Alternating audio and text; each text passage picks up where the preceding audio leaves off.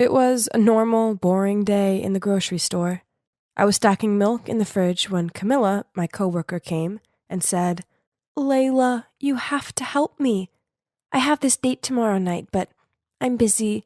Could you please go instead?" Wait, what? I don't even know your date. Besides, I have a boyfriend. Lincoln, remember? Then she began explaining to me about this dating service, and she assured me it was 100% legit. It was mainly lonely men who just wanted some company. All I had to do was talk to them, and of course, there was a strict no hugging or kissing policy. At the end of the date, they'd pay me. No thanks. No way I was gonna do that. After my shift, I went home to see my landlady lingering in my doorway. She started yelling at me that I still owed her 5 months' worth of rent, and if I didn't pay it by the end of the week, she'd kick me out. I begged her to give me more time, but it was pointless. My God, what to do? Where could I get that much money on such short notice? Oh, wait a minute. What about Camilla's dating service? It looks like I was out of choices, so I called her and agreed to go on the date. So here I am, on my weird date night. I put the most basic dress I could find on. Oh boy, I sure felt nervous. I have no idea what to say and how to act. Oh, that must be him. My God, Camilla! How could she forget to mention that the guy was in his 50s? People would think he's my sugar daddy. Ugh! Keep it together, Layla. I couldn't back out now, as my home depended on it. So, I slowly approached the man. At first, he looked surprised. That figures. I mean, he was expecting Camilla. I explained the situation to him, and he wasn't mad or anything. He just smiled at me, and we started chatting. He's called Mr. Hall. He lost his wife 2 years ago, and ever since then, he's been feeling lonely and needed someone to talk to. So that's why he started using this service. He was actually pretty easy to talk to, so the night quickly went by without any problem. After the date, he handed me an envelope and told me how grateful he was to me for listening to his burdens. I was itching to go home and open the envelope, but then he started going on about his heartbroken son. Suddenly, he was asking me if I'd talk to him. Obviously, I refused as this was a one-time thing to help out Camilla.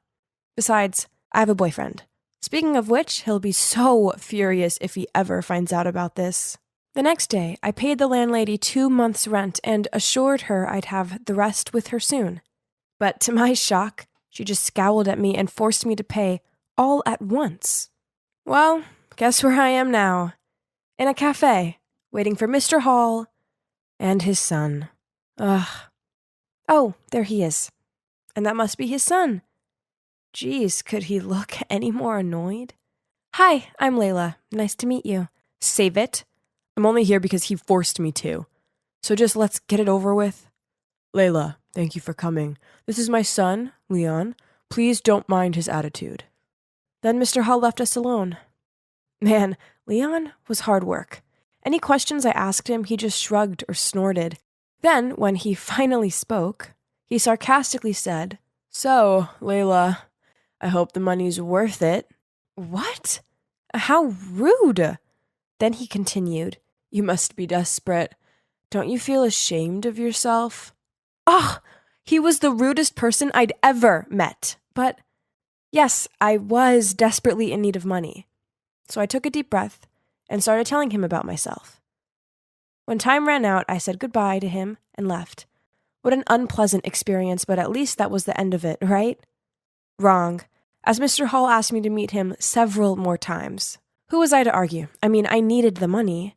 But Leon was getting on my nerves, as all he did was slouch in his seat, slurp his drink, and say nothing. So, it was down to me to do all of the talking. I began telling him all sorts of things, about my past, my family, and friends, and even about my future plans. And Leon just sat there listening to everything, supposedly. Luckily, it finally ended, and Mr. Hall paid me so I never had to meet Leon again. Because the last few weeks had been taken up with dating Mr. Hall and his son, I hadn't seen much of Lincoln. So, at the weekend, I invited him over to mine and cooked for him. We were sitting on the couch hugging while watching a movie when Lincoln said, in a serious tone, "Layla, we need to talk." But then suddenly my phone rang. It was Mr. Hall. I quickly rushed to the balcony to pick up. He wanted me to be Leon's +1 at his eldest son's wedding, and he was willing to pay double? Ugh, that sounded awful, but besides rent, I also had to pay for college fees and food, and my measly income from the grocery store didn't come close to covering it at all, so I reluctantly agreed. When I returned inside, I asked Lincoln what he wanted to tell me. He hesitantly said that he had to go on a business trip for 2 weeks. Well, maybe it was for the best, so I could go with Leon without worrying about my boyfriend. Ugh, I felt so guilty. I swear this would be the last time I was going to do this. Leon arrived to pick me up, and as soon as he saw my dress, he insisted I couldn't wear such an ugly thing. Ugh, he was so rude. I told him I had nothing else suitable, so he drove me to a dress boutique, then told the staff to bring the most beautiful dress in store to try on. Oh my, it was stunning. I was overwhelmed when I saw myself in the mirror. Well, I definitely looked amazing in it, and Leon must be thinking that too, because he couldn't take my eyes off me. It's such a shame I can't afford it. But then before I could stop him, he went ahead and paid for it. How frustrating. I was sitting in the church waiting for the wedding to start, while Leon flirted with some girls. Thank God Lincoln wasn't like that jerk. Then everyone went to their seats and the wedding began. The groom walked to the altar in this luxury-fitted suit. Man, it must be so nice to be rich. But is that Lincoln? My Lincoln? Our eyes met, and he looked as shocked as I did. But instead of running to me and explaining everything, he just ignored me and continued with the wedding. I had to watch them saying their vows, exchanging rings, and kissing. I thought I was going to faint any minute now. Then at the wedding reception, Leon dragged me over to Lincoln and introduced me as his girlfriend. Awkward overload. And soon, some pretty girl distracted Leon again, so he chased after her. Then Lincoln immediately pulled me over to the stairwell. Why are you here with my brother? Were you cheating on me this whole time? Seriously? What about you? I'm not the one who just got married. Let me explain, it's not what it looks like. Right at that moment, Leon appeared and asked why we were here talking. I muttered out some story about trying to find the bathroom. Then I told Leon I had a headache and asked him to take me home. This was so confusing. How could my perfect boyfriend now be married to someone else? He kept on texting me saying he wanted to meet up and talk. I guess I needed to at least hear him out. The next day I met him at the museum, where we had our first date. So, his wife, Sandra, is the daughter of an affluential businessman who owns one of the biggest corporations in town. Lincoln's family company is in big debt, so his dad forced him to marry Sandra in order to save the company. Believe me when I say I don't have any feelings for Sandra. It's just business. I only love you. Please don't leave me. I promise, as soon as the company is back on track, I'll file for divorce. Yeah, I know you probably think I'm crazy, but I still love him too. Besides, if the marriage is only temporary so he can save this family business, then that's understandable, right? He kissed me goodbye and left. But after that, Lincoln changed. Every time I texted and called him, he told me he was busy and would call me back. But he never did. I guess married life was preoccupying him. As if this wasn't frustrating enough, I had to put up with Leon. He kept on appearing at my place and bothering me. One time he showed up drunk, complaining about his ex-girlfriend, who'd just married someone else. Yeah, obviously it's far from worse than my current boyfriend just getting married. I tried to kick him out, but he'd already fallen asleep on my couch. The next morning I went to the kitchen to see Leon holding a picture of me and Lincoln and asking why we were on it. So I just shrugged and explained that we were a couple. Leon started laughing and calling me a fool. We argued back and forth, and in the end, I made him leave. I don't care what everyone thinks. I believe Lincoln. Then a few days later, I was walking out of college when I saw Mr. Hall waiting for me. He gave a slight sigh, then said, I will make this short. Stay away from Lincoln. He's married now. Layla, I'm fond of you, but if you try messing with Lincoln's marriage, I won't hesitate in making things complicated for you. Oh my God. I can't believe Leon snitched on me. Ugh, what a giant baby. In anger, I took out my phone and gave him a piece of my mind. Oh my God. I can't believe you told your dad about me and Lincoln. You're such a jerk. Just leave us alone and mind your own business. If you trust Lincoln, then that's on you. But he's not as innocent as he makes out. He and Dad would do everything for the company. What did that mean? I hung up without letting him say another word. This jerk didn't even try to cover up his action. I couldn't just let them do this. I needed to fight for us. So the next day, I walked straight into Mr. Hall's office, even though his secretary tried to stop me. I told him right to his face that I would never give up on Lincoln despite his threats. And you know what? Forcing your son to get married just to save the company makes you a coward. Mr. Hall burst out laughing.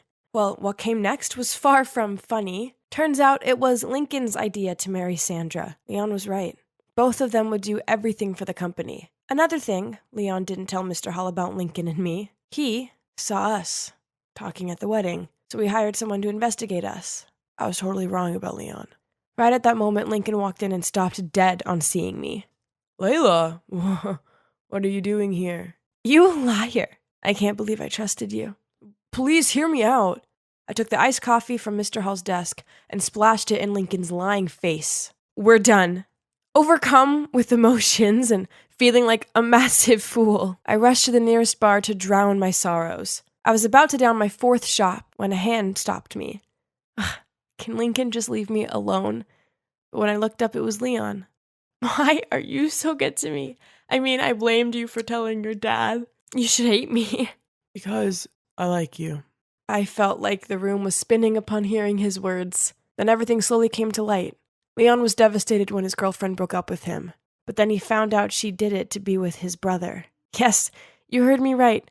His ex was none other than Sandra. At first, Mr. Hall forced Leon to marry Sandra for the sake of the company. Even though Leon was crazy about her, he didn't want to marry her under those stipulations. Lincoln overheard their conversation, so to gain his father's trust, he charmed Sandra away from Leon. Oh my God, this family was crazy.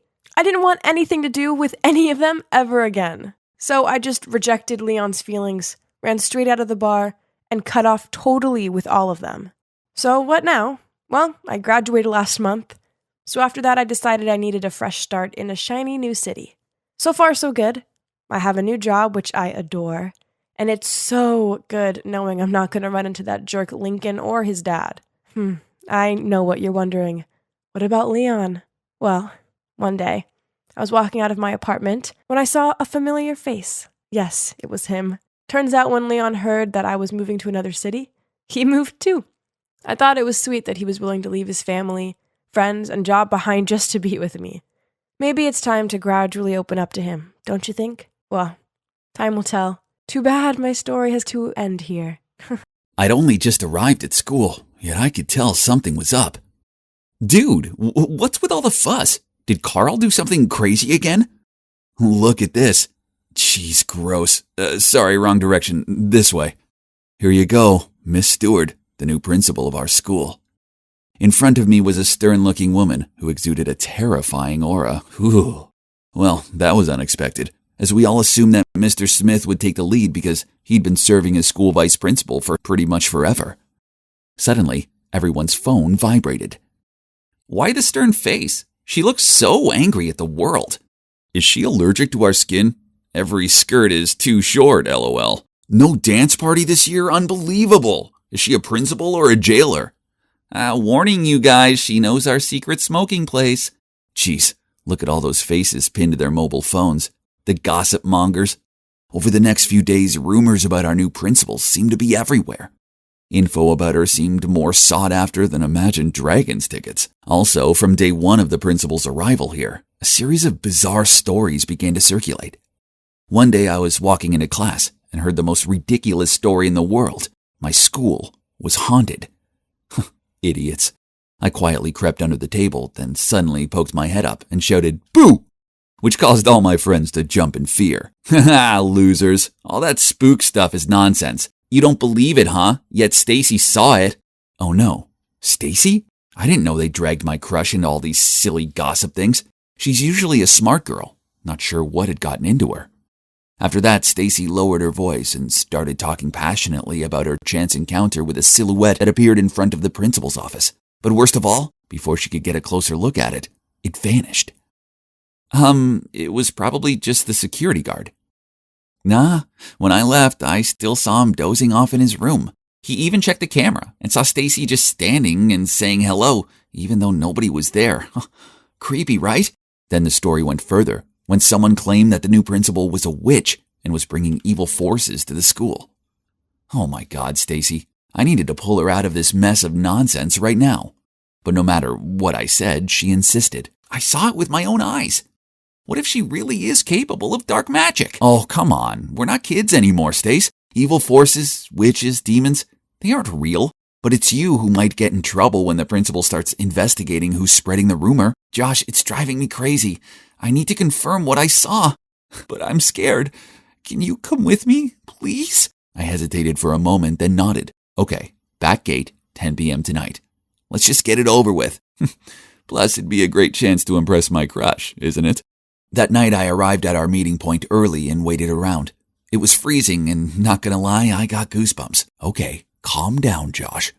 Ghosts were just tricks of the mind, and it's time to show my future girlfriend how tough I am. As I was deep in my thoughts, a hand suddenly touched my shoulder. Jesus, Stacy! Do you know what time it is? Oh, sorry, I'm a bit late. Did I scare you? Of course not. Let's get inside and end this obsession of yours. But how are we supposed to get in? Stacy pointed at a big hole in the school's fence that was hidden by a bush. We then carefully sneaked through it and successfully avoided the security guard. Piece of cake. Inside, the whole school corridor was pitch black, and the streetlight shone from the glass windows. The scenario looked pretty much like a horror movie, but there was nothing to fear, right? I used a flashlight to guide Stacy to the principal's office when suddenly a loud screech sound made my heart want to stop. Stacy clung to me in fear. Relax, I think it's just the sound of the speakers crackling. Are you scared, Stace? No, let's just go. But then, as soon as the noise stopped, another creepy sound started up. Footsteps. Had the security guard spotted the two of us already? I turned around and there was nothing but an empty space. Just like that, we continued walking, and they walked too. And when we stopped, they stopped. Then as soon as the footsteps began to rush towards us, I grabbed Stacy's hand and ran as fast as I could to the principal's office and slammed shut the door. Listen, Stacy, the footsteps were probably from the security guard. You see, clearly, we're the only ones here, so stop believing in these things, okay? I just finished talking when suddenly the door burst open, and I could see a motionless figure standing there. That's him! Holy mother. I was so scared that I closed my eyes and grabbed onto Stacy. Then when I opened my eyes, the shadow was moving towards us. Terrified, I rushed to the door to escape and, bang! Both me and the ghost fell. Mike, are you okay? Mike? The three of us sat awkwardly on the sidewalk outside the school. I didn't need the chilly wind to make my heart feel frozen. As it turned out, Stacy already had a boyfriend, and that boyfriend was none other than Mike, my best friend. Ugh, so much for me wasting my time playing hero. And if you're wondering why Mike was here, the answer was to help Stacy put on this phantom play. That's right. Both the crackling and the footstep sounds were all made by him. Hang on, why did she make up this ghost story thing? Even prepared a whole play for me and the others to acknowledge it? Stacy explained that it was only because the new principal was too harsh, creating strict rules and making it difficult for the students. Huh? But I don't think any of these rules affect her much. I mean, Stacy had always been a model student anyway. So why did she have to take it to this extent? I asked, but Stacy just ignored me and asked me to keep it a secret. In the following days, people kept questioning me on my late-night expedition. At first, I just kept quiet because I didn't want to get involved in annoying gossip and to be reminded of how my best friend turned out to be my love rival. However, rumors about the haunted school spread quickly and reached the press. Fear swallowed the school. A few students even transferred to another one because they were so scared. Although I wasn't a fan of the new principal's strict rules, what Stacy did had gone too far. One day, I was about to find her to figure this out when I saw her walking alone down the exit stairs. Stacy, I know you're the principal's daughter and the admin of the spooky group chat that has been on the rise recently. What? Stacy's the principal's daughter? Unbelievable. And wasn't that person Mr. Smith, the vice principal? Perhaps we're after one same thing. Don't you want your mom to work elsewhere too? Right? But your method doesn't seem to be working so well. So what do you suggest? There is an easier way, that is, hand me your mother's seal. I will take care of this. That's too dangerous. How can I trust you? Now that we're on the same boat, you probably don't want your mother to know what you've done behind your back, do you? As soon as Mr. Smith left, I immediately ran to Stacy. No, you can't do that. You don't even know him personally. Be careful. But Stacy insisted on doing it on her own. She said that since her father passed away, she'd grown tired of her mother's rules. School was the only place she used to feel free. But now, that also been ruined for her. I can't live 24/7 under my mother's containment. Do you understand? Well, it's true that being a teacher's child must be stressful enough already. Not to mention being the child of a strict principal. That would surely be even more exhausting. But conspiring with Mr. Smith was a step too far, right? And what will be, will be. A few days later, a ton of messages regarding the principal faking test scores to improve the school's ranking broke out. And of course, she would be subject to disciplinary procedures and may have to quit her job forever for violating professional ethics. I looked over at Stacy. Her face darkened and suddenly she darted out of the classroom. I chased after her and looked everywhere for her, but she was nowhere to be found. Until I heard a sobbing sound coming from the abandoned canteen. Thank goodness, there she was. Seeing me, Stacy burst into tears and poured her heart out. She could not have foreseen the consequences of her actions and naively let Mr. Smith take advantage of her and created all this. Stace, I think it's best to tell your mom the truth. There's still time to fix this, quick, before it's too late. She wiped her tears and gave me a hug, then agreed to go find her mom. Mom, I'm sorry. I started the rumors and I conspired with Mr. Smith to help ruin your career. I thought the principal was going to go ballistic, but then to my surprise, she came forward and pulled Stacy into her arms. I know things have been tough since your father was no longer with us. I've just been so worried about you making the wrong choices and going down the wrong path that I started to be stricter on you. I love you and never meant to put this much pressure on you. I'm sorry. Please forgive Stacy. She never meant to hurt you, and she feels terrible about it. Everything's fine. Thank you very much, Josh, for telling me about this. Huh? You already know everything? Yeah, I was so worried that you would be taken advantage of, so I told her about the conversation you had with the vice principal. As for the rumor that the principal had to quit her job, it was me who spread it. I mean, that's how Stacy realized what she did was outrageous and could have big consequences, right?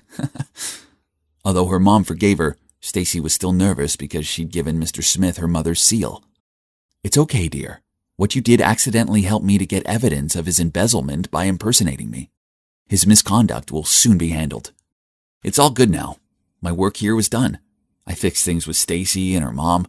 But most importantly of all, I proved that the school's not haunted. So what's next? Well, Stacy must have been so moved by my heroic actions and started developing feelings for me. As she broke up with Mike, not long after that, then asked me out. But he's my best friend, and there's no way I'm making him sad over a girl, so I turned her down. Besides, her mischievous side is kind of terrifying. Girls are dangerous.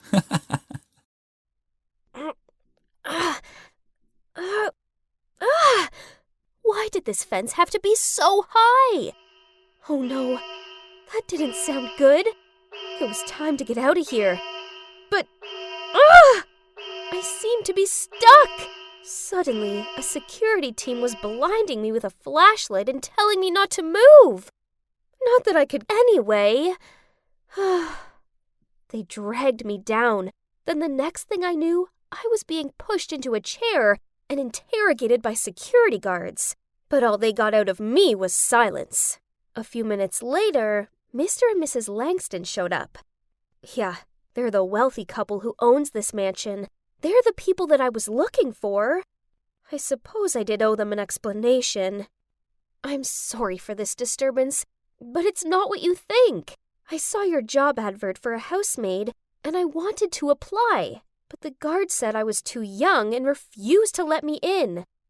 The thing is, my dad has a rare heart condition, and if he doesn't receive treatment soon, then chances are he won't make it. I really don't have any other choice, so please can I have the job and also 6 months' salary advance?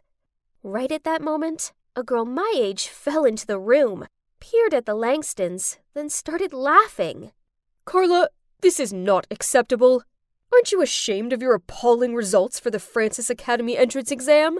You should be studying hard to redeem yourself, not out partying at this hour. This Carla girl just rolled her eyes at them, then wobbly walked off.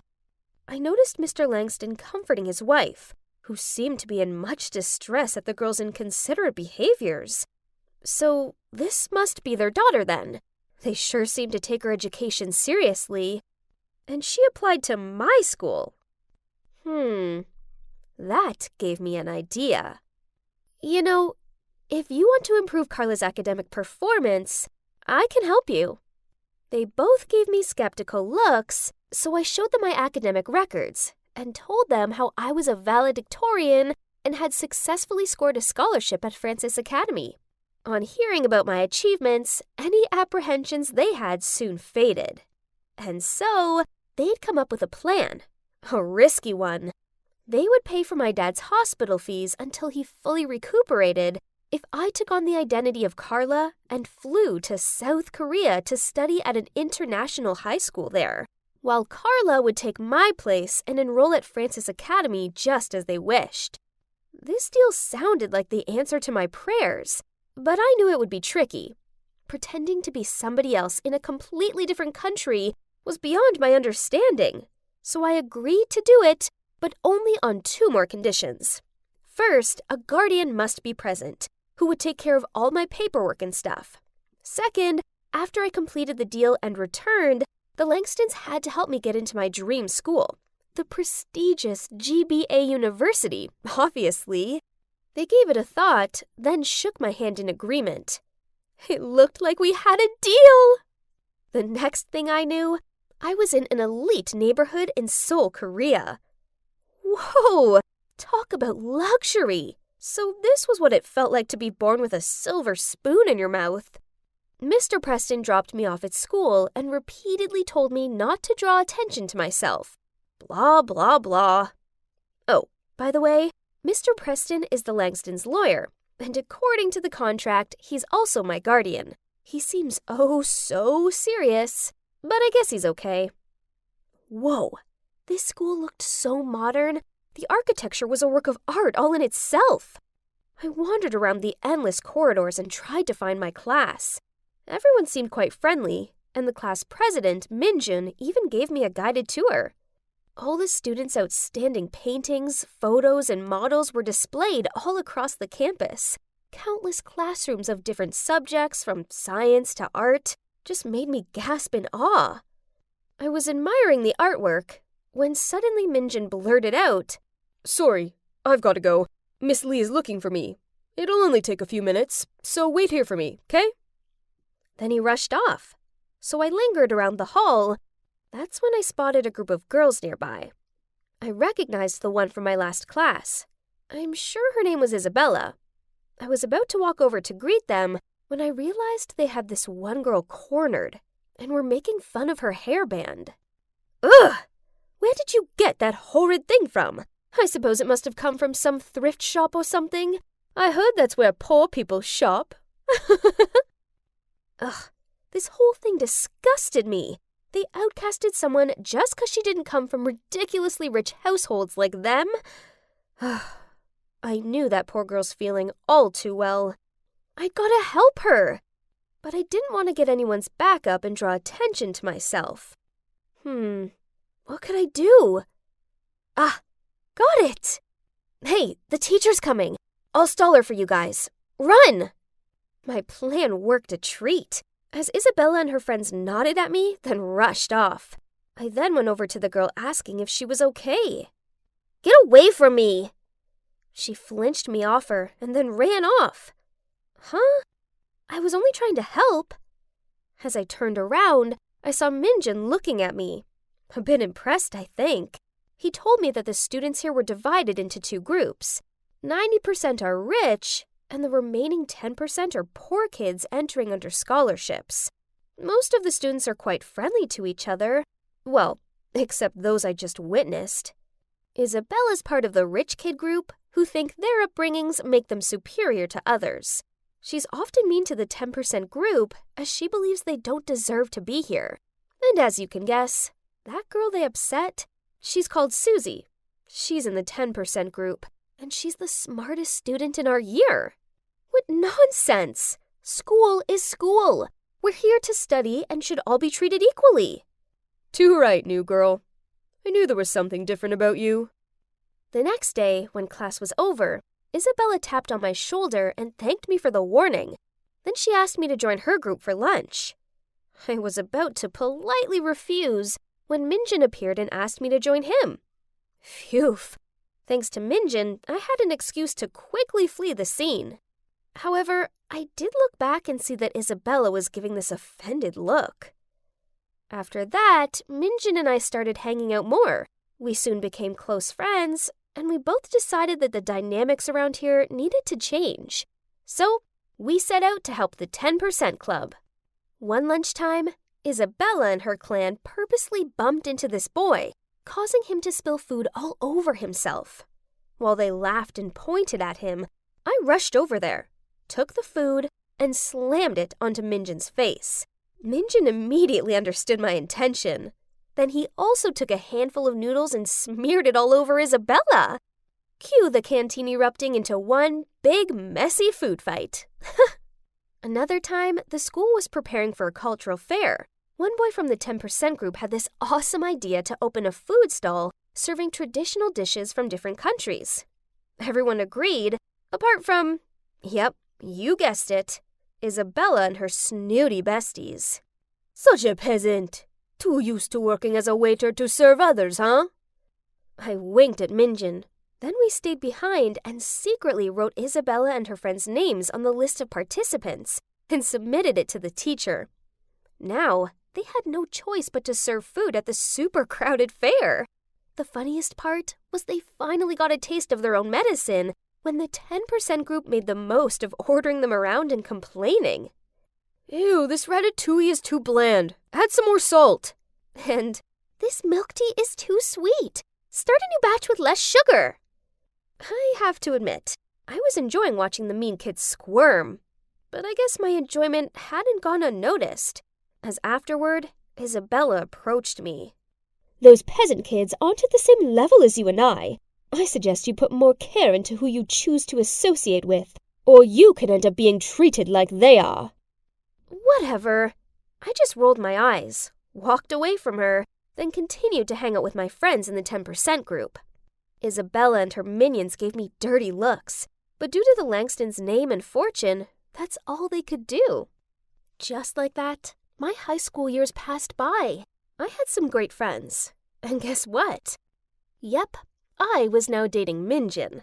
I loved being here in South Korea, and I'd even grown fond of Preston, who, despite being a grumpy gut, now felt like family to me. I mean, don't get me wrong, I missed my family back home like crazy. But Dad was getting better now, and we regularly FaceTimed. As amazing as my life was now, deep down I always felt like I was living in a dream. None of this truly belonged to me, and everything would be over as soon as I left this place. And eventually, my last week here arrived. As I was studying for my last ever exam, the SAT, I received a message from an unknown number. I know your secret. Drop out of the test, else I'll expose you. What? Who could it be? I called the number and a distorted voice answered the phone. I begged them to tell me why they were doing this, but they just replied, You don't need to know. Just do as I said. Then they hung up. Luckily for me, Preston isn't just an amazing lawyer, he's also a tech genius. Thanks to him, we tracked down the location of the phone. I bet you're just as curious as I am to find out who it was. And now was the moment of truth. Huh? No way! Standing there looking startled was Susie! Why would she do this to me? It made no sense. I mean, I know we weren't friends, but I had nothing against her. Why did she despise me to the point of willing to ruin my life like this? Please let me explain. Ever since you arrived here, I lost my top spot at school, which means I've also lost a full scholarship to college. My family will never be able to afford it themselves, so I decided to investigate you. And that's when I found out that you were not the real Carla Langston, and you got paid by her parents to achieve all these academic records for her. I get why you're upset, but you didn't have to blackmail me. You don't strike me as someone who would do such a thing, so it's kind of disappointing that you did. I'm not. I'm a dead end, Irene. You have to understand. This is my entire future I'm losing here. And what for? So some rich, spoiled girl can get into college without doing any of the work? It seemed like I had a lot of thinking to do. In the end, I realized all I felt towards Susie was pity. This was all my fault, and it wasn't fair for someone as capable as Susie to have her entire future ruined because of me. So I had to be the bigger person here. I decided to ask the Langstons to give Susie the spot at GBA University, which was previously reserved for me as part of the deal. I mean, no worries. With this big brain, I could easily get in there on my own, right? And so, as soon as I was done with the test, I quietly left South Korea behind, without saying goodbye to anyone, including Minjin. Susie and I boarded the same flight back to the state. She couldn't help but thank me all the way there. And, well, let's just say, by the time the plane landed, we became good friends. But things didn't all go as swimmingly as I intended. It turned out Carla was even more negligent than first thought. All she managed to get was a high school diploma with shockingly bad grades. These were now my bad grades. My dream of attending a prestigious university was over. I'd just have to make do with a community college instead. A year flew by, and there wasn't a single day that I didn't think about South Korea or Minjin. I couldn't talk to him anymore. I promised the Langstons I'd cut all ties with my life there. I mean, Susie was the exception. One day while going out with Susie, she was showing me something interesting on Facebook, when we happened to scroll past a post of Minjin's, which read, "Finally I found you, the love of my life." My heart sank. Wow, it looked like he'd found someone else, while my heart still pined for him. But life still goes on, and a week after that, I was waiting for Susie outside of her college, daydreaming how this could have been my life. I saw a familiar face heading towards me. Was that Minjin? But wait! He was with a girl. Carla! Hang on, his Facebook post was about her? The love of his life was Carla? I couldn't do this right now, so I willed back tears as I took a deep breath and turned to walk away. But suddenly, I felt a hand pull me back. It was Minjin. It's really you! I finally found you! I've been looking ever since graduation, and then my information led me here and to... Me! Carla appeared next to him and smirked at me. Hey, who am I to stop the course of true love? So I told him your real name and helped him search for you. I mean, you're smart, so I figured you'd attend this university too. No, you messed up my grades, remember? Anyway, it doesn't matter anymore. I turned and looked at Minjin. I'm so sorry, Minjin. I wanted to tell you everything, but I couldn't. He took my hand in his and gave me this adoring smile. I found you. And trust me, right now, that's all that matters. Wow, this cake tastes like heaven. I reached out to grab another piece when I heard a growl behind me. I told you to be graceful, didn't I? Then Mom pulled me over to greet this smartly dressed couple. Ugh, again. They looked me up and down, then said, I heard that you're a gifted pianist. We would love to hear you play. Huh? Piano? I'd never played it before in my life. Before I could say a word, Mom chimed in. Unfortunately, Phoebe's just sprained her wrist. Maybe next time. I looked at her confused. Why would she lie like that? Jeez. Mom, why did you say that I could play the piano? Ah, yes. I may have bragged to them that all of my adopted children are excellent. What can I say? All moms boasted about their kids, right? And yep, I'd grown up in an orphanage before Mom welcomed me into her family. This place is pretty grand, huh? I found it overwhelming at first, and ended up getting lost trying to find my room. Luckily, there are plenty of my adoptive sisters around to show me where to go. I do have 10 of them. Yep, you heard me right. 10. It was as if I had just moved from one orphanage to another, only no more orphaned. And we're all similar ages, which is unusual, as foster parents often prefer younger kids. They said us teenagers are rather stubborn. Not to mention how my adoptive dad is never around. Seriously, I couldn't even tell you what he looks like.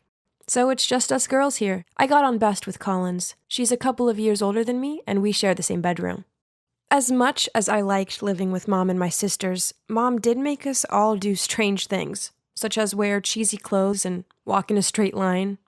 Worse still, she forced me to learn the piano. Ugh, I was not at all musical. I just made a right din. She also taught me how to eat properly, but it did kind of feel like a dog training session.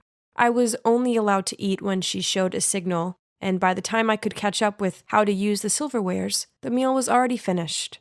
Ugh. But I suppose that's how every mom teaches her daughter, right? And apparently, Mom didn't have the patience to coach me anymore.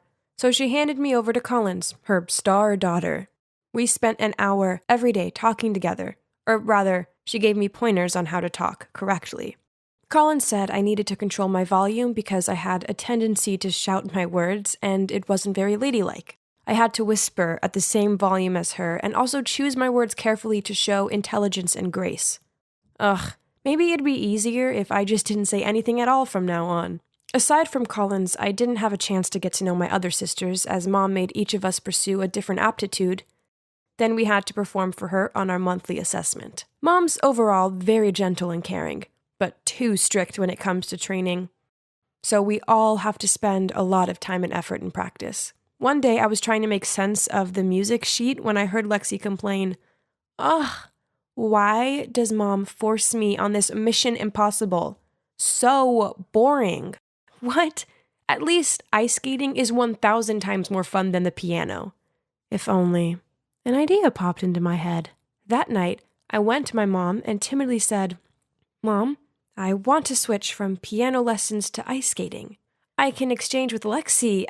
What? No. But why? Lexi doesn't even like ice skating. Well, it's because I can see potential in each one of you, so it's impossible to switch." Frustrated, I went back to my room and began whining to Collins, but she thought that it wasn't a big deal. Mom knows what's best for us. Well, that I'm not too sure about, yet we didn't even get to go to school. As Mom said, her homeschooling was enough. While I only found her method rather strange, I've dreamed of this perfect life with an amazing mom, but Mom was never very affectionate. It didn't matter how much we studied or tried to perfect our chosen hobby. She never cuddled or praised us, not even Collins, who's the smartest girl here. I was desperate to impress Mom, so one time I spent ages making this Portuguese appetizer for her, but all she did was take one bite and say it was okay. I asked her if she didn't like me, but she just replied in a growl tone that she was helping us to have a high position in society and a bright life. But I don't need those things. I just wanted her to like me. This place is so stuffy, and the only time that I can actually breathe is when I'm on my Friday morning bread buying errand. Ugh. Then suddenly someone patted me on my shoulder, which startled me so much I dropped my stuff. "Hey, it's really you. But is something wrong with you? Why the strange walk?" "The only thing I'm good at is buying bread, but now you've ruined it. See?" Jet stooped down to pick it up for me. He was still as rude as ever, but I still found myself jealous of this free spirit off him.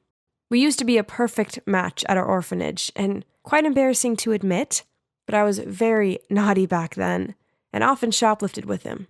"You could go steal some more. Remember our tricks?" I have to tell you 3 things. Firstly, I've been adopted. Secondly, my adoptive family is wealthy.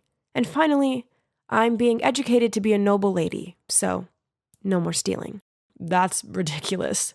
I also have 3 things for you. I've been adopted too. My parents love me so much. Oh, and they're cops. We looked at each other and burst out laughing. So we were both caught, weren't we? Jet and I sat down on a nearby bench to catch up, and when I poured my heart out about my new family, he interrupted me. "Sounds strange to me. Why would they only adopt teenage girls? And what are those training lessons and monthly evaluations for?" Then, Jet insisted that he would investigate my adoptive family. That's silly. But anyway, it's fun to reunite with a friend, and we agreed to hang out every Friday after that. And here comes my first assessment. Of course, I couldn't even play a simple melody, so I had to study for 3 more hours every day. My sisters suffered even more. Kinsley was forced to abstain from food because she weighed 2 kilograms more than the standard. In contrast, Willow had to eat continuously at night in order to gain 5 kilograms. If it's to this extent, then it must have not been simply for the sake of the casual boasting of a mom, right? On the next Bread Friday, I told Jet about last week's assessment. He firmly stated that there was a problem with my family. I don't think so, Jet. Mom just wants the best for us. Listen, Phoebe, I think she trained you guys on purpose. Each of you has to be good at a certain subject, just like the shopping orders. Orders? Don't go too far. You know Kobe beef? Cows are made to listen to music, given beer to drink, and massaged, but in the end, you know what the outcome is. Oh no. Is that what this is? Mom always said that she would give us the best life as long as we worked hard. Were we being tested and stamped like those cows? One day, I came home to Collins excitedly packing her suitcase. Mom said she's taking me to a new school tomorrow. So Collins was leaving? But where? I'll miss you, sis. Text me when you get there? But days passed without a word from her. I asked Mom, and she said that Collins' hard work paid off, and she'd been accepted into a prestigious school, but they had a strict no phones rule. Huh, that sounded sus. So I told Jet, and he insisted I report the case. Another Friday, Jet and I met at a church near the bakery. Why did he choose this boring place? I was looking around when I saw a group of schoolgirls coming out of the church. They all wore the same dull uniform, had their hair neatly tied back in a bun, and all obediently lined up. Then there I saw her. Collins? I was about to rush over to greet her, but the glare of the woman accompanying her scared me off. This was not right. I'd got to ask Collins what was going on. So I grabbed Jet's arm and went after the group. But they got into a black car and sped away. Maybe they chose this church as a place for their transactions. Smart, huh? They put everyone in school uniforms so no one would suspect them. But seeing those faces, I'm sure they're about to be sent to the black market soon. Black market? The thought alone made me shudder. I had to save Collins. I couldn't let Mom get away with this. That night, I tiptoed downstairs to eavesdrop. Okay, I'll deliver her this weekend. Correct. She's 5'7". She can ice skate, cooking and painting. Of course, I have her trained as required. You won't be disappointed. So the deal goes as planned, okay? See you on Sunday. That's it. The next delivery was Lexi. I checked her room and saw her packing her stuff, a beam of innocent happiness on her face. I quickly texted Jet, and he immediately replied, "Just wait at home calmly. Don't act without thinking. I'll figure something out." That night, I couldn't sleep a wink. I was so terrified something terrible would happen to Lexi. So early the next morning, as soon as I saw Mom and Lexi getting in the car to leave, I snuck into the trunk, lay there without making any sound, and sent Jet the location. The car took a long time to stop. Had we finally arrived at the transaction location? When it seemed safe, I carefully climbed out and saw Mom talking to a fastidious-looking middle-aged woman. What did Mom say that made Lexi so panicked that she kept clutching Mom's hand? The woman handed Mom a rather thick envelope, then grabbed Lexi's hand and dragged her away. God, where was Jet? I couldn't just sit still like this and watch my sister being taken away. Let Lexi go! Now! Phoebe, what are you doing? Stop it. You're going to sell us, aren't you? I already know the truth. What on earth are you talking about, Phoebe? Furious, Mom pulled me away. Stop. Suddenly, 2 cops rushed in, ordering everyone to put their hands up. Behind them was Jet, still panting. Turns out they were Jet's adoptive parents. Help me! Mom is trying to sell me and my sister. Seeing that, the other woman quickly explained, "No, there must be a misunderstanding here. I'm just helping Gianna's daughter to enroll at my school." Bewildered, my eyes darted from Mom to the other woman and then to Jet. In the principal's office, I told everyone why I thought my mom was a human trafficker. They all gasped in surprise. I made you practice that hard just because I want you to get in here, the most prestigious all-girls school, so that you can have a better life. I don't want to go to this school anymore, Mom.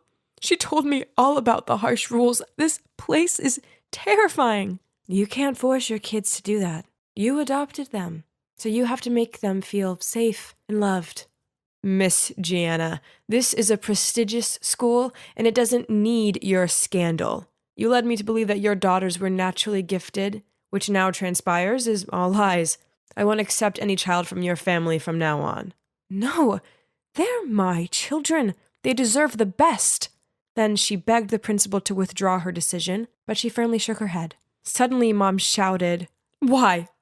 I just want them not to suffer like me, so what's wrong with that?" Then Mom burst into tears.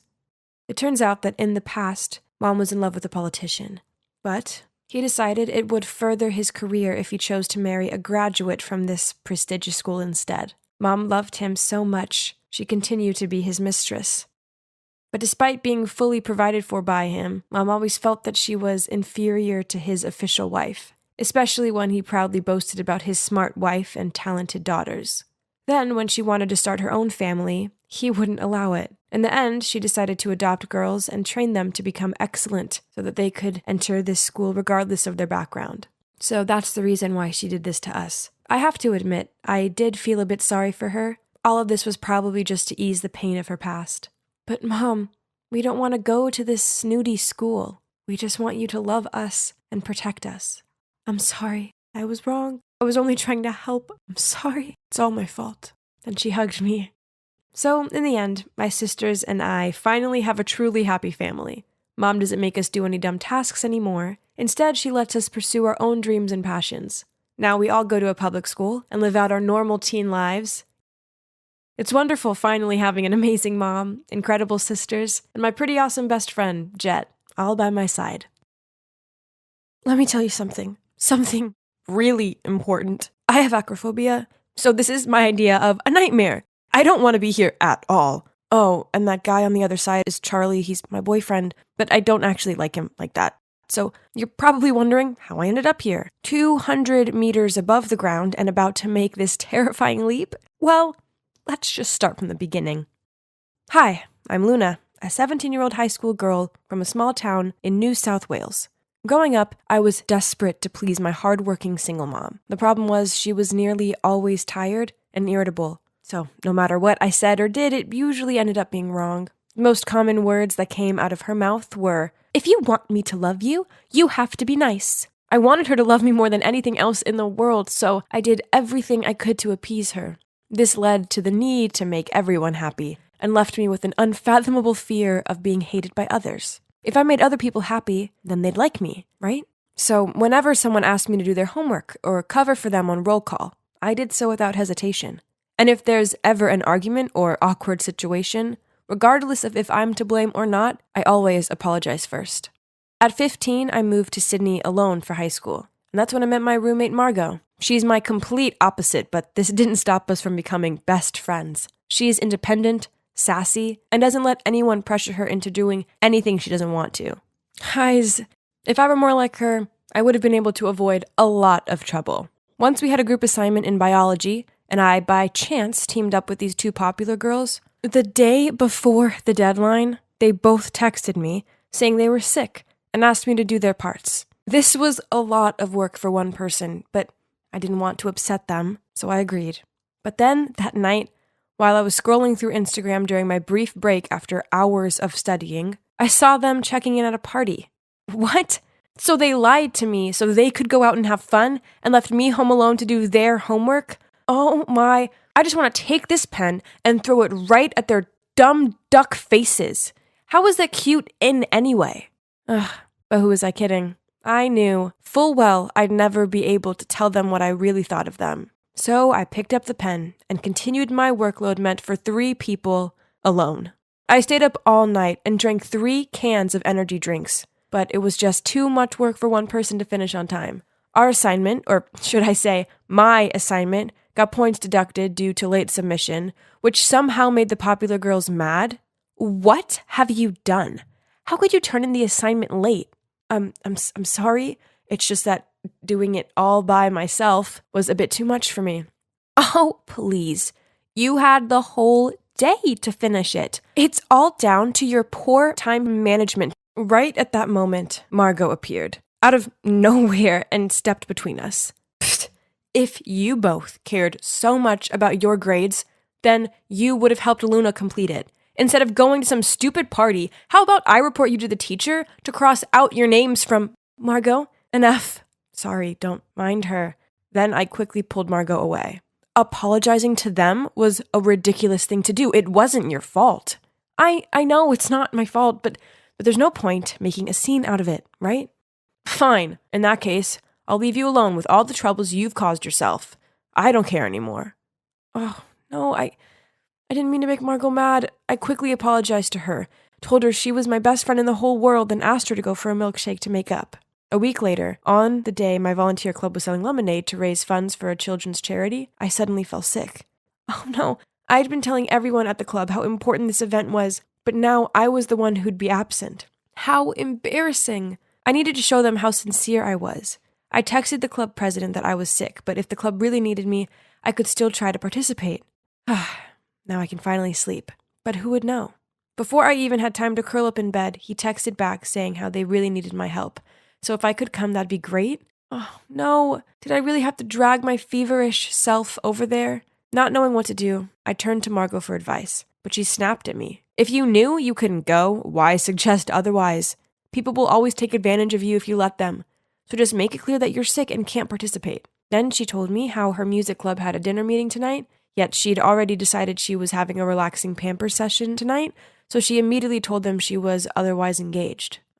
Margot was right. If I'd done as she said in the first place, I wouldn't have had to rack my brains looking for excuses to say no without annoying anyone. Finally, I texted the club president that I was afraid of infecting everyone, so I'd better stay home. Then I fell asleep and found my worries plaguing my dreams. The next day, I felt better. So after class, I dropped by the club's room, but I instantly felt weird vibes from everyone. Then when I asked the club president how much money we'd earned from the event, he totally blanked me. Oh, no. He was obviously still mad with me for letting him down. I was lost in thoughts when suddenly someone tapped me on the shoulder. I heard you were sick. Are you feeling better now? It was Charlie, one of the club members. He told me that day I was off sick. He voluntarily took over all of my work. So I invited him out for a thank you dinner right away. Maybe he misunderstood my goodwill gesture, as after that he bombarded me with texts, calls, and soppy memes. Then one day while we were walking together, Charlie suddenly stopped and took my hand. Luna, we've known each other for a while now. I think it's time for me to confess my feelings. I like you. Will you go out with me? Oh my. What did he just say? I stood there dumbfounded. I mean, I liked him as a friend, but not romantically. But when I met his expectant gaze, my conscience began to torment me. He was such a nice guy, so how could I say no to him? In the end, I forced a smile, then nodded in agreement. My feelings for him will develop over time, right? But unfortunately, the answer to this was no. Actually, since we started dating, I found myself liking him even less than before. He does a lot of things that irritate me, such as the time he insisted we wear couple outfits to school. Yeah, slogan shirts with "he's mine, she's mine" printed on them should definitely be left in 2010. Ugh. He smugly ushered me around the school and seemed oblivious to the laughs and points in our direction. If only the ground could just open up and swallow me right away. That evening, noticing how fed up I looked, Margot asked me if everything was going all right between me and Charlie. So I told her everything. I thought she'd get mad at me again, but to my surprise, she just sighed and told me to tell the truth and break up with Charlie before things got too serious. That's the best way to stop both of us from getting hurt. And also, I've heard a lot of bad things about Charlie. People say he's kinda erratic. You better get this over with as soon as possible. Yeah, Margot's right. Next time I saw Charlie, I was ending this once and for all. Turns out I didn't have to wait long, because that Sunday afternoon, Charlie came to pick me up for our date. He told me he had a surprise in store for me, and I was gonna love it. Okay, it sounds like he'd gone to loads of effort, so it was probably best if I left breaking up with him until the journey home. Almost there! Hearing what Charlie said, I looked out the window and... oh my god! Is that a bungee jumping spot? So, long story short, here I am. 200 meters off the ground, my legs trembling like a leaf and my heart thudding like crazy. I was about to cry out of fear when suddenly I heard romantic music playing behind me. I turned around to see Charlie getting down on one knee. Behind him was eagle-eyed staff holding roses and candles while swaying to the music. What's happening? I know we haven't been dating long, but it's clear that we're made for each other. Luna, will you marry me? What? Did I hear him wrong? I mean, I'm only 17. Seeing my puzzled look, Charlie hurriedly said, I know we're still in high school, but Don't worry, we can wait till graduation. Then let's have the most wonderful wedding straight after that. This was insane. I stood there, rooted to the floor, not knowing what to do, and seeing everyone watching and waiting made me feel even more pressured. I was trying to figure all this out when Charlie forced the ring on my finger. Oh my God. What should I do? What should I do? Well, in classic me fashion, I didn't do anything. My stupid hand just froze in place. And in the end, it turned out like this. No, I couldn't let this happen. Charlie, actually, I don't have feelings for you. I was going to tell you today, but I didn't expect things to end up like this. You're kidding me, right? If you didn't like me, you wouldn't have let me put the ring on earlier. So I explained everything to Charlie. His face darkened with disappointment. I felt so guilty. I should have just been straight with him from the beginning, then none of this would have happened. We can still be friends, can't we? I asked, but Charlie replied without even looking at me. If you don't like me, then why give me hope? Why the emotionless tone? It felt like he'd turned into a completely different person. Afraid, I kept quiet, not daring to blurt out so much as a word. I'd be home soon and away from this suffocating atmosphere. But as Charlie drove, I noticed how the surroundings became stranger and stranger. This is definitely not the way to the dormitory. Finally, the car stopped at an abandoned construction site. Luna, get out of the car. Sensing his irritable tone, I did as he said. You can stay here until you've figured out that we're destined for each other. Then call me. I watched in horror as he drove away and left me there. I was all alone, in the middle of nowhere. Panicked, I called Margot for help, but as soon as she picked up, my phone ran out of power. I explored the area, but it was completely deserted. Would I be stuck here forever without anyone knowing? It was getting late. I'd barely eaten or drank anything all day, and this felt hopeless. I burst into tears, and then everything fell dark around me. I woke up to the bright lights of the hospital. Margot jumped in to give me a hug, then explained what had happened. Turns out that night after I called her, she checked my location on Snapchat and saw that I was in some deserted place. Sensing something was off, Margot and the dormitory manager went to find me and took me to the hospital. Charlie was disciplined and detained for a month for the trouble he'd caused. After that horrible experience, I talked a lot with Margot. She comforted me, encouraged me, and said that it seemed like my desire to please others stemmed from childhood trauma. Perhaps it was my mother's words. If you want me to love you, you have to be nice. That created the character I have now. I couldn't continue to let the past consume me. That summer, when I returned home to see my mom, together, we poured out our feelings and faced our problems. I finally figured out that being nice to people wasn't a bad thing, but agreeing to things just to avoid disappointing people isn't the correct thing to do at all. Now, with Margot's help, I'm step by step learning to say no to things I don't want to do, 'cause life's way too short to say yes to everything. Don't you think?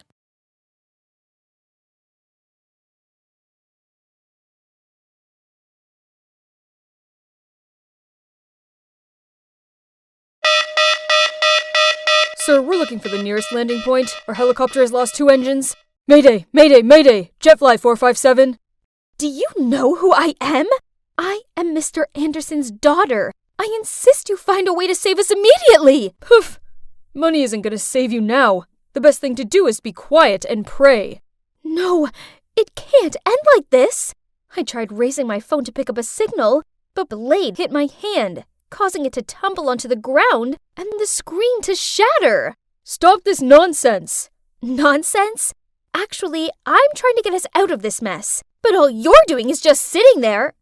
Before I could finish my sentence, Blade blurted out, For God's sake! Then jumped out of the pilot's seat, put on a large backpack, and turned to me. Get ready to parachute out. What? Are you serious? No way I'm gonna do that. That's the only way out. Suit yourself, else I don't mind jumping alone either. Oh my God, he's a jerk. Fine. But first thing I'm doing when I get home is getting Daddy to fire him. Then Blade moved us towards the door. Ah! The sky was so vast and perilous. I took a deep breath. It's about time. Am I still alive? I turned to my left and saw Blade lying right next to me. Oh, from this angle, he looks kinda handsome. But wait, Why wasn't he moving? Oh my god, is he? I sat up and shook him vigorously. You can't be dead! You must get me out of here! You haven't given me a chance to fire you! Shush. Turn the volume down, will ya? Oh god, you're awake. Take me home at once. I want to go home, not this disgusting place. You're the one who insisted on flying with me in the first place. That's not how you talk to your mistress. He rolled his eyes at me and muttered under his breath. Oof, please. You're not my mistress. You're just my employee's spoiled daughter. Can you believe the cheek of that man? Ugh! Anyway, I'm Maya, the beloved daughter of the CEO of Anderx Corp. And that jerk is Blade, my father's private pilot. I don't know why my father likes him so much. He's sarcastic, abrupt, and crude. The only reason I was flying with him in the first place was because he was going to pick my father up from a meeting in Rio, which coincidentally, I was in need of a weekend getaway under the hot tropical sunlight. So, 2 birds, 1 stone, huh? But, yeah, this is what I got instead. Oops, how embarrassing. Why was my stomach growling like this? Hearing that, Blade immediately opened his backpack and took out a sandwich. I reached out to take it, but what? He stuffed it straight into his mouth and grinned at me as he chewed. Fine, he could keep his lame food. At that moment, we heard a loud noise in the sky. We looked up and saw a rescue helicopter. I jumped up and down, waved, and shouted to catch its attention. After a while, I turned around and saw Blade doing something weird. What on earth are you doing? Come here and shout. Now is not the time to build tiny stick houses or whatever, mister. But he just rolled his eyes and carried on. How dare he? I jumped in and kicked hard at the pile of twigs he was stacking. Geez, he sure looked annoyed. Why are you looking at me like that? It's you who keeps doing all that nonsense this time. Your shouts are useless here. This fire was our only chance of sending that helicopter a distress signal, and you just ruined it. Then he stormed off, leaving me all alone. So the rescue helicopter flew away, and our survival journey continued, unfortunately. Hey, slow down. How long does it take to this stupid brook? And guess what he said to me? We only have 1 bottle of water, so if you don't want to die of thirst, I suggest you shut up and keep walking. Blah, blah, blah. But we went on and on and on, and still couldn't find the brook, even though the sun had already set. So we had to create a makeshift tent with our parachute, and the 2 of us gradually fell asleep. Early the next morning, a raging hunger awakened me. Blade was still sleeping, so I crept past him and rummaged in his backpack. Oh, the jerk was hiding an apple from me. I was about to take a big bite out of it, when suddenly a hand snatched it away. Ugh! I can't stand it anymore. It's just an apple. Why do you... Huh? When did Blade get so hairy? Wait, was it a monkey? Ah! I screamed loudly, and the monkey ran away with my breakfast. Blade rushed over to me. You know what, princess? That was the only food we had left. Then he pulled my hand to chase after the monkey. And guess what we found? OMG. There was our helicopter next to the brook. We were so happy that we ran over and hugged each other tightly. We're alive! And we have enough food for a week in there.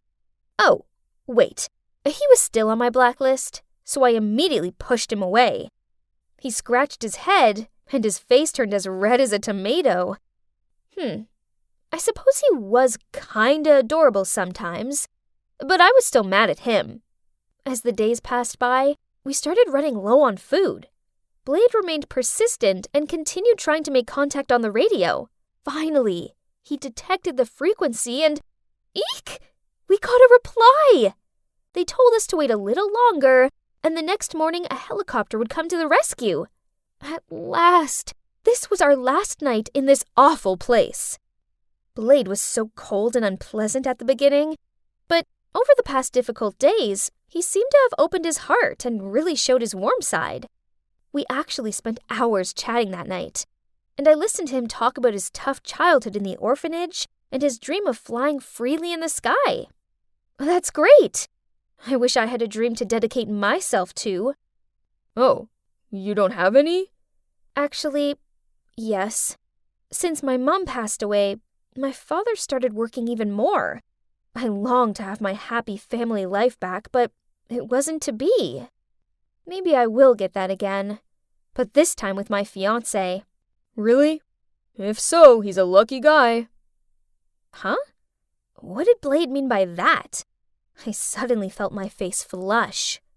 Honestly, speaking of my fiancé, I just found out by accident that the luxurious life he claims to have, all the houses and cars, are all fake. I'm a bit confused, but I haven't asked him directly yet. Just like that, our stories continued until dawn. Thank goodness, I'm finally out of that awful forest. Maya, are you okay? I've been worried sick about you. Chase? Oh, you two know each other? Chase is my fiancé. It's a long story, but I'll tell you later. Now let's get going. That night, we stayed at a hotel before heading home. And oh boy, it sure was good to be pampered again. I was sitting in our suite room, picking up my room service order and waiting for Chase. What was taking him so long? Feeling down being all alone, I found myself leaving the room and looking for Blade. As I was walking along the hallway, I accidentally bumped into a room service guy and caused him to drop his walkie-talkie. Watch it. Don't mess it up. That sounded a lot like... Nah, it can't be. What made my mistress come all the way over to my room? About the things I told you yesterday regarding Chase, I didn't realize you knew him, so please keep it a secret. Maya, actually, I think you need to know this. Suddenly, his phone rang, so he answered it. The conversation sounded serious. Then he said to me, "The airport cameras have been checked and someone tampered with the helicopter. They're going to send me the footage." We both watched the video and saw a strange young man approaching it before takeoff. Hang on. I recognized that man. He's the room service guy I just bumped into. Uh-oh. I had a bad feeling about this. We need to find him now. Huh? What was that smell? Ew, it was irritating my nose. I asked Blade if he smelt it too, and he just shrugged and said all he could smell was my perfume. Then there was a clicking sound at the door. We rushed over to it, but it was jammed. Blade called the front desk, but no one answered. So I took the phone off him and called my room, in the hope Chase would pick up. But he didn't. I started coughing. There was definitely a weird smell in here. So I rushed into the bathroom, soaked the towels, and passed one to Blade to cover his mouth and nose with. Then I grabbed the vase off the table and threw it at the window. Smash! Wow, nice shot. Luckily, we were only on the second floor, so with Blade's help, we easily jumped onto the ground. Then we rushed to reception to verify the identity of the suspicious hotel staff, and ran straight into... Chase! Are you two okay? What's with the gas leak? Chase worriedly asked us. Then he turned to scold the hotel manager. Huh? How did he know about that? Blade and I shared confused looks, but neither of us said anything out loud. It was horrible, Chase. I was so scared. Please stay with me. I don't want to be alone.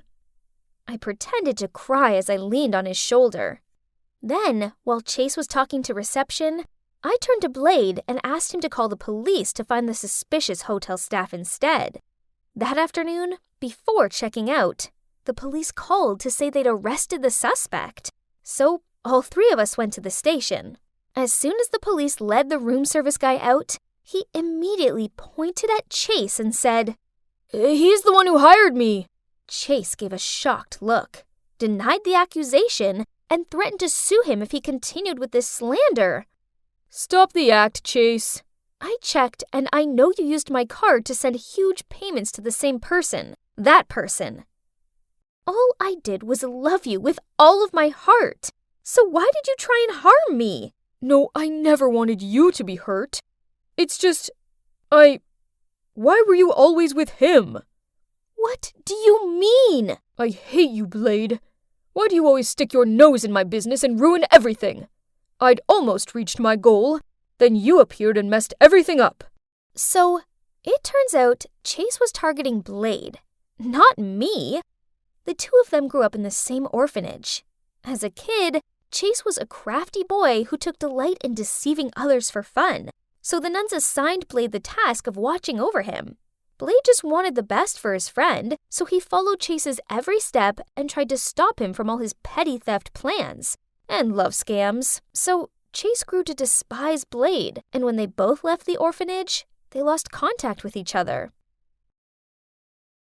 Coincidentally, one time, when Chase arrived at my home to pick me up, he saw Blade. So fearing that he'd expose his underprivileged background, he planned to get rid of him forever. I don't care how much money you have. I already know your flashy wealth was all made up, but I thought you had your reasons and weren't comfortable enough to tell the truth. But it didn't matter, as I still wanted to be with you. However, what I find unacceptable is your deceitful and cruel nature. I never want to see you ever again. I burst into tears, and Blade comforted me. As for Chase, he was still begging for me to forgive him as the police dragged him away. It took me a long time to come to terms with what Chase did, but luckily for me, I have Blade to look out for me. Yep, that's right. We're now an official couple. Finally, I have the kind, loyal, action man boyfriend of my dreams. We sure do make a good couple, don't you think? Only 3 more steps to go. 3, 2, 1. Sophie! Oh man, busted. Okay, so it's because today at school I persuaded a friend to test out my skateboard. But come on, how was I supposed to know she'd end up breaking her leg? Oops. I called your dad, and he's arranging your school transfer. What? Ugh! Is anyone else's mom way over the top like mine? My dad's away on business trips a lot, so the majority of the time it's just me and her. But we're basically chalk and cheese. Everything I do seems to annoy her. Skateboarding or partying, even breathing, I suppose. Geez, doesn't she remember what being young was like? Or was she born this boring? Then whenever something happens, she always rings Dad and snitches on me. Ugh! Speak of the devil. Oh, hi, Dad. Sophie, it's all sorted. You're transferring to Kings West High School next week. But Dad, I don't want to move schools. You brought it onto yourself, young lady. I have an old friend teaching there. I've told her to keep an eye on you. So, you better behave yourself. Poof! He thought he could scare me? As if. I ain't afraid of some cranky teacher. So comes my first day at this place, and this teacher, friend of Dad's, Miss Janet Clark, wouldn't quit gawping at me, and she kept on calling on me to answer her stupid questions. No thanks. Ugh. I needed to liven this boring class up. So when the teacher briefly left the room, I immediately put Vaseline on the cap of her water bottle. It was so funny watching her failing to open it and ended up with a smudged hand. Then when she asked the class who was responsible, I grinned as I raised my hand. Another time, I put an air horn on her chair leg, so as soon as she sat down, there was an ear-splitting sound. It's as if she just farted. Impressive. How do you think up such crazy pranks? You're even better than me. Huh? I froze for a few seconds. Who was this handsome boy, and why hadn't I noticed him before? Turns out he's Dylan, and like me, he's prone to getting in trouble. We were talking to each other passionately when I felt a hand pat on my shoulder. It was Miss Clark. She led me into the corridor, and I expected her to shout at me, but surprisingly, she didn't get angry or anything. Instead, she asked if I was having a hard time. How odd. odd. The next morning, I was about to enter the classroom when some popular girls stopped me. Who are you trying to impress? Better know your place, newbie. She's just another plain Jane. What are you worried about, Rebecca? There's no way Dylan likes her. Stay away from Dylan, else. Excuse me? This snooty girl just messed with the wrong person. And that's how we ended up pulling each other's hair until I managed to get a hold of her wrist and was about to give her a taste of my shoulder throw. Then Miss Clark intervened. The so-called Queen Bee quickly fled the scene. Then Miss Clark led me out to the schoolyard for a walk. She told me that this girl Rebecca was Dylan's ex-girlfriend. Oh, how pathetic. Our Becky has a crush on her ex. Then Miss Clark continued asking if I really felt okay, as she thought there must be some reason behind my rebellious behaviors. Just like that, my emotions got the better of me, and I blurted out how I hated moving schools, and the only good thing about this new place was Dylan. And could you believe it? She actually gave me some flirting tips to impress Dylan, and also told me to text her if I had any problems. Maybe I'd been wrong about Miss Clark. She was actually pretty cool, and I started talking to her pretty often. Then one day, I arrived home to see my bedroom door was ajar. I peeked inside and spotted Mom on my bed, iPad in hand, reading my diary on it. Mom, seriously, can you please give me some privacy? Sophie, what's this about a downhill skating event? Do you want to die? It's none of your business. Ugh, Mom was so controlling. She wouldn't let me wear the clothes I wanted or even fangirl over the idols I liked. Feeling so wronged, I called Miss Clark to let out this frustration. She was so understanding, saying how adults sometimes make mistakes too, and my mom was in the wrong this time. Then said I should sign up for the skating event, as I was young and therefore I should fight for my dreams. I wish Mom understood me like you do. You must be a wonderful mom. Your children are so lucky. She fell silent for a moment, then told me that as much as she wanted to be a mother, but she was divorced and had no kid. Adopt me then. I'd rather be your daughter than my mom's. Then she gently smiled at me. Thanks to Miss Clark, my stuffy home life felt a bit better. While at school, thanks to her matchmaking, Dylan and I were now a couple. Yay! Rebecca thus gave me dirty looks all the time in class, but tough luck, sweetie. And our 1-month anniversary finally arrived. Today, Dylan's taking me out for sushi. Yum! But I'd only had one bite when a familiar figure rushed over. My mom glared at Dylan, then dragged me home. Don't you ever talk to that awful boy again! You hear me? That kind of troublemaker is nothing but a bad influence. Cut ties with him ASAP! This was insane! But thankfully, Dylan overlooked my mom's craziness, and we continued dating secretly. But then one morning, I texted and called Dylan a bunch of times, but there was no reply. Was something wrong?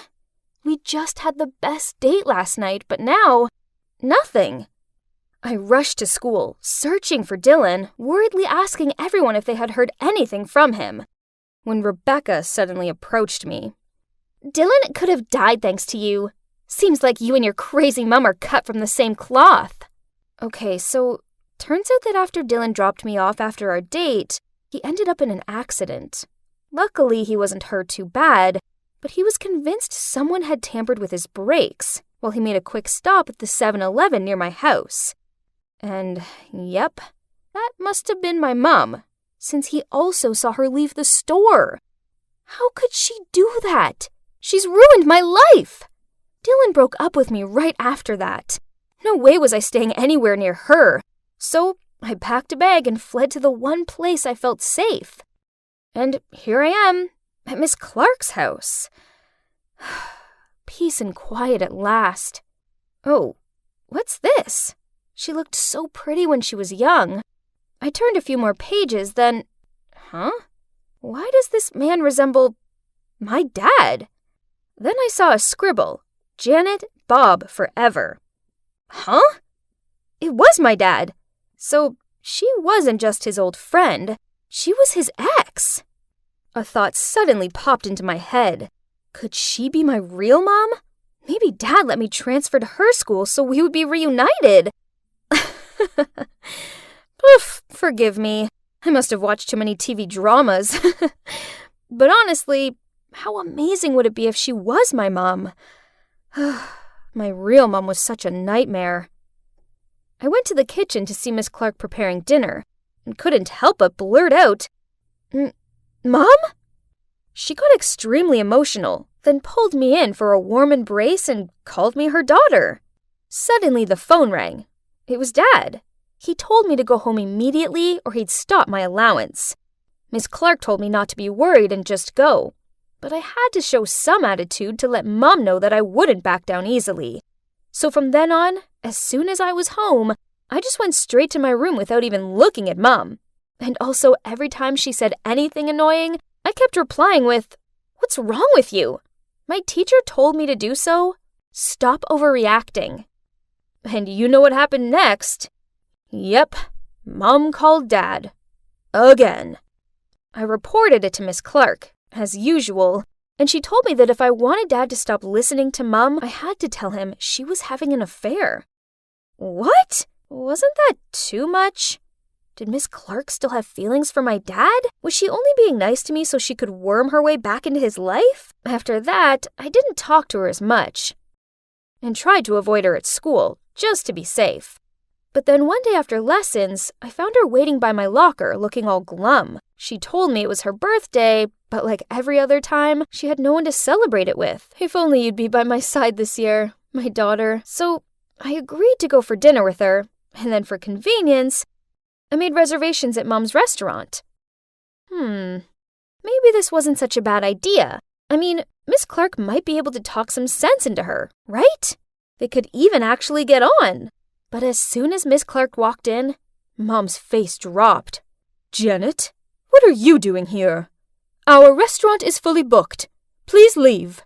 The two argued back and forth for a while, and I couldn't stand it anymore. "Why are you so rude, Mom?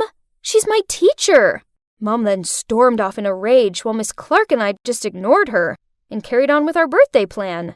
But as she was eating the baked lobster dish, she suddenly turned a funny color, then threw up. We took her to the emergency room, and the doctor said this was down to Ipecac, a vomit-inducing medicine. Who else is to blame? How could my mom be so cruel? "Sophie, I'm fine. I'm sure your mom meant no harm." Mom looked furious and rushed over to Miss Clark. I had to pull her back, and then I told her she didn't deserve to be my mom. She was speechless and burst into tears. But it was too late. I announced I would move out of the house and stay with Miss Clark instead. So I went home and packed straight away, then left. But Mom wouldn't quit following me that whole week. It's super annoying. So Miss Clark came up with a new idea. We should move somewhere where Mom wouldn't find us. Huh? Was it a bit too sudden?